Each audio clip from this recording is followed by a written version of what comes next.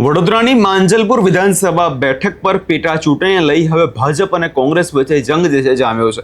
આજે મતદાનનો દિવસ છે ને તેવામાં કોંગ્રેસના ઉમેદવાર જે છે તે મતદાન કરવા પહોંચે છે અને ત્યાં પહોંચતાની સાથે જ ભાજપ પર આકરા પ્રહારો કરી દે છે।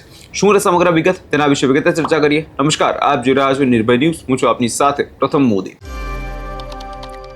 ગુજરાતમાં અત્યારે ચૂંટણીનો જંગ જે છે જામ્યો છે, તેવામાં હવે વડોદરાની જે માંજલપુર વિધાનસભા બેઠક પર આજ સવારથી જ મતદાન જે તે શરૂ થઈ ગયું। 62 સ્થળોએ જે છે આ પેટા ચૂંટણી અંતર્ગત જે છે મતદાન કેન્દ્રો પર 260થી વધુ મતદાન મથકો પર મતદાન જે છે ચાલી રહ્યું છે અને આ જે બેઠક છે તેના પર ભાજપ અને કોંગ્રેસ વચ્ચે સીધો જંગ જે છે અત્યારે અહીંયા જોવા મળી રહ્યો છે અને તેવામાં આજે મતદાનના દિવસે ત્યાં કોંગ્રેસના ઉમેદવાર આજે તે મતદાન કરવા પહોંચે છે અને ભાજપે કરેલા વિકાસનો ઉધડો જે છે ત્યાં લઈ લે છે।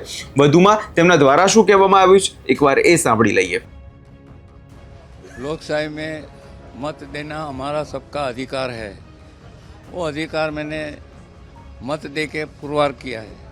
मैंने मत दिया है। मेरी अपील भी है हर जनता से, सबको, कि ज़्यादा से ज़्यादा मतदान करो। घर से निकल के जिसको भी देना है वो देना, उसका उपयोग करना चाहिए। पब्लिक से क्या कहना, जो आपके वोटर है उनको क्या कहना चाहिए, क्या आप आश्वासन देंगे? पिछले 15 दिन से मैं मेरे एरिया के अंदर मेरी फिरनी हो रही है, उसमें मैं लोगों के बीच गया तो लोग बाहर निकल के बताते हैं मुझे मुसीबतों उनकी, कि पानी है गंदा, ये रास्ते ख़राब है।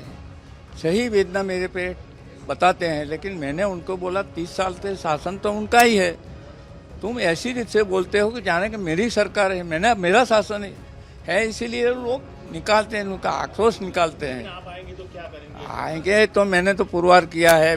2 टर्म का यहाँ कॉरपोरेटर था, मेरी 27 साल की उम्र थी, बाद में एमएलए बना, मिनिस्टर बना, और मिनिस्टर बना तो कैसे उद्योग, एनर्जी, बिजली खाता मुझे दिया, तो उसका खाते का उपयोग करने वो टाइम में बिजली चली जाती थी 4-4 घंटे तक।